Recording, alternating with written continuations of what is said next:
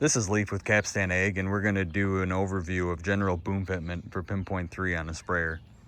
The first thing that I always do is get all the valves on the sprayer. This is an old style valve. The new valves will have a clip that attaches the nut to the coil. And the new valves, you got to hold them down with one hand and then twist the nut on, and you don't want that coil to spin when you're putting it on. Once you get all the coils on, the next thing that I do is start putting VCMs on. And normally I will start at a boom fold and work my way out. The sprayer's a little bit different where there's not a VCM on the actual boom fold. The section is part of the center section, and then it comes out a few nozzles and ends here. So my VCM is wide to another VCM in the middle here. And this will be kind of like a 6-section CapstanAG sprayer, I guess is the way that this is set up, in the center at least. So there's a Y harness here. You can see there's a Y harness that's connecting these two VCMs together. But the first thing that I'll do is I'll just kind of let that VCM droop down, and then I'll start plugging in my coils. And you want to get, where your coils are set up and looking nice. And then when you get that whole VCM done, then you can tie it up, because you never know where it might end up. You can see that they're all uniform. This is an example of how we can skip a drop going over a bend just to get a little bit more room. So there's a drop here that I didn't use, and then I just went through and did the rest of them. Tied up pretty much uniform across the boom. Same thing on the other side. Is this other VCM back here is wide to that one. And this one is picking up the center nozzle of the sprayer. So I'm not gonna have an extra drop to use.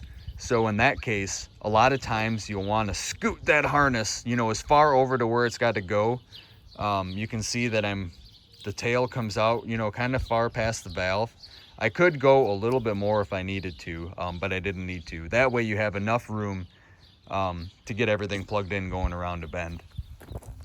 You can see that this is pretty much the same as the other side, just going the other way. And you can see here, this is that drop that I skipped on the other side, but I can't because I didn't have enough drops on this VCM. So I have it plugged in here. Same thing here. And then this is where my section ends. And then I'll do this, on both sides of the boom. So then this one happens to be wide here again. And they may be wide on the boom. They may be wide at the hub. The map of how your boom is set up will be in the box, and it'll explain how to do it. But this is the same way. There's a Y harness here. You can see there's a Y, and both VCMs are tied into that. When you get all the VCMs on the boom, then you can start putting extensions on. And that's where this extension harness is wide, or it's plugged into the Y. And you route these back to the hub. In this one, I routed down just with the product hose. It runs really good down there. On 30 series deers, we run them all along the top. They run really good with the other harnesses up there. On 2018 to 2021 Hagies, or a lot of other Hagies in that matter, you can run them on top as well. There's a big channel up here that they'll run in. CapstanAG Patriots, they normally run down on the boom. Miller Nitros run down on the boom.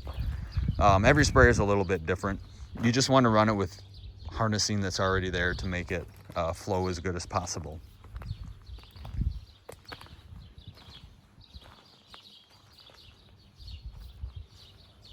If you have any extra extension harness, I normally tie it up on the inside of the wing like it is here, and just try to make it look as good as possible when you tie it up. You don't want to loop it around in a circle because it could get caught on something and it just doesn't look as good.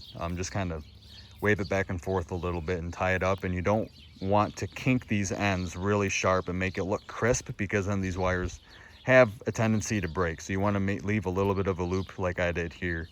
That way it doesn't make a super sharp bend. But in general, that is boom fitment for a sprayer. If you have any extra harness on the end of your boom, you can loop it backwards. Like this one I did here. I have an extra drop, so I looped it back and I just tied up the extra right here. You can see that there's a plug in there. And I just try to make it uniform left to right if you can. That way when you go in the location setup, it's easier to tell which nozzles are plugged in and which are not plugged in. If you have any other questions, feel free to contact your local Capstan service rep. Thank you for your time.